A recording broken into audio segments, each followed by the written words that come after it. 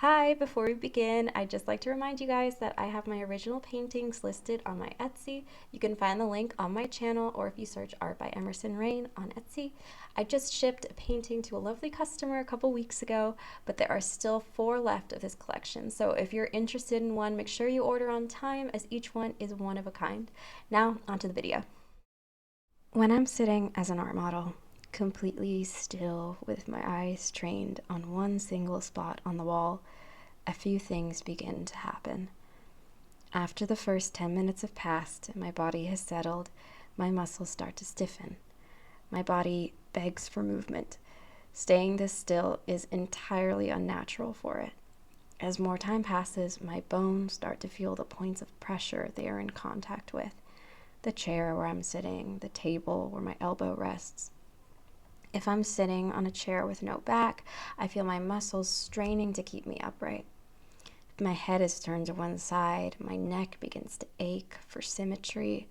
Keeping this entirely still is quite uncomfortable, sometimes stretching from 25 minutes to an hour and a half straight without a break to stretch. All I have is the promise that the next break will come when I can relax.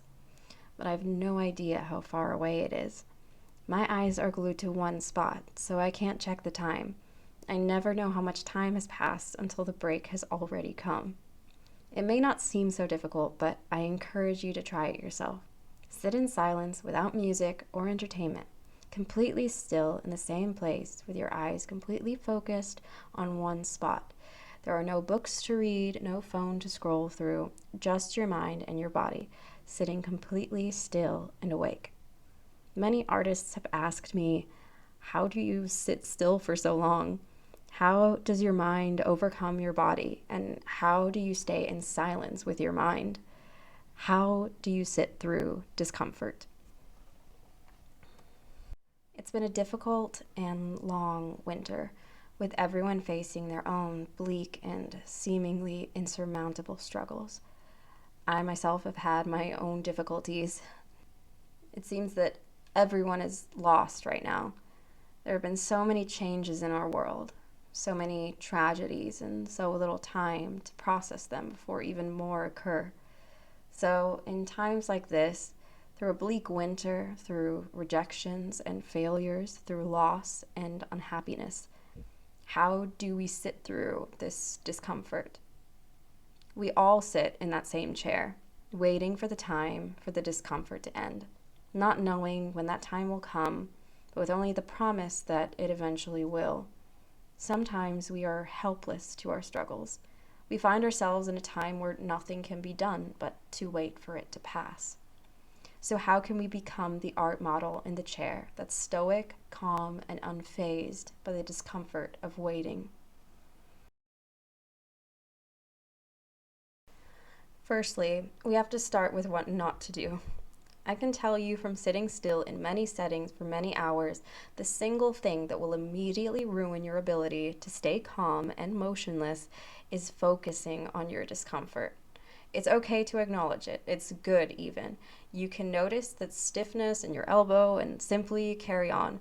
But if you start to focus on one single bit of discomfort, soon every bit of discomfort in your body or itch on your face becomes glaringly obvious, and there's no way you'll be able to sit still for a whole hour. In the same way, when we're waiting for a difficult time to pass, I think we get too consumed in our struggles. We tend to ruminate, which sends us into a spiral where we now not only have the original problem, but also the problems that stem from thinking about the problems that stem from those problems, and so on. It may start with, let's say, some seasonal depression. The weather is cold and bleak, and it might really start to bother you. You could feel a little moody and lethargic, but then you may begin to isolate yourself from other people, or perhaps pick up some unhealthy eating habits to cope. Now your self-esteem is suffering from the isolation and the changes in your body, and as a result, you isolate more, sleep too much, which then in turn makes your mood even worse.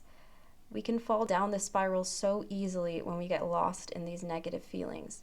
In the same way that focusing on a stiff elbow will make you think about every other part of your body that's in pain, And negative thought can get its claws on us and bring us down a path of a million other negative thoughts and behaviors. We have a tendency to not feel like our pain is valid unless we're truly suffering. And in turn, we can put ourselves through additional suffering to prove to ourselves and others that our pain is real. When I'm sitting in that chair like a statue, it may look incredibly easy to some people.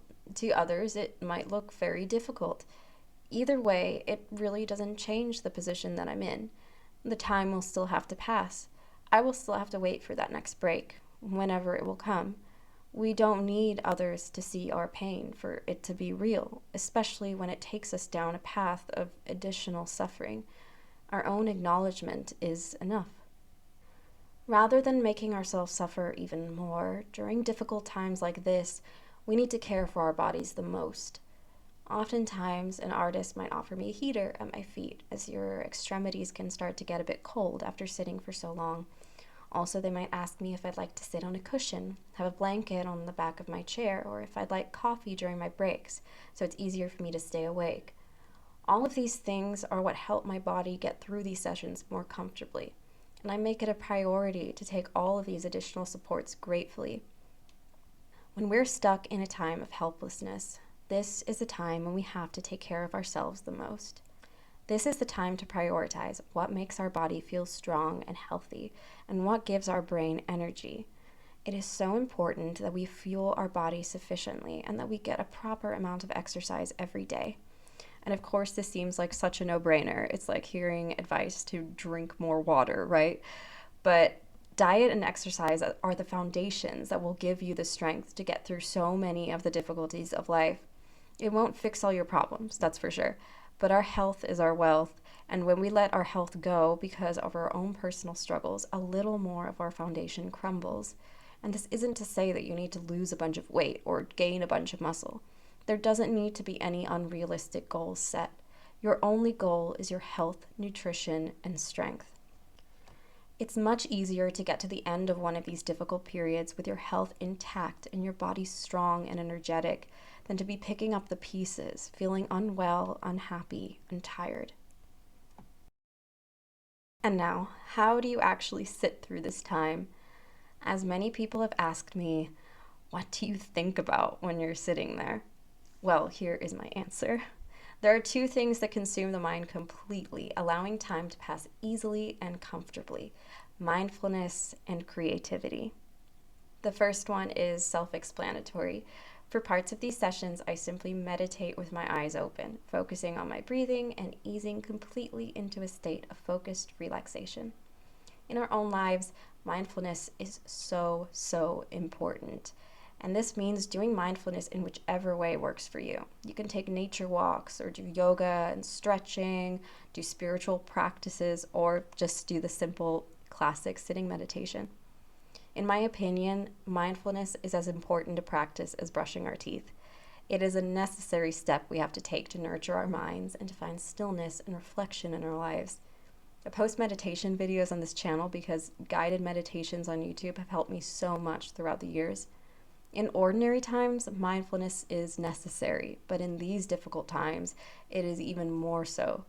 In the words of Dr. Sukraj Dhillon, you should sit in meditation for 20 minutes every day, unless you're too busy. Then you should sit for an hour. And now, creativity. If you're familiar with me or my channel, you know that I'm a bit of an artsy person. My whole life, I've loved every form of art: painting, literature, music, theater, and dance. For me, it's what gives my life meaning. So how I consume my mind peacefully is with creation.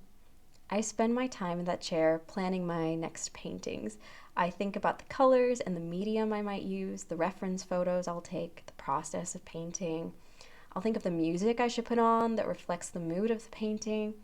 I visualize myself completing it and how others will see it, how it will make them feel. When I'm all out of painting ideas, I start writing stories in my head. This one is particularly immersive.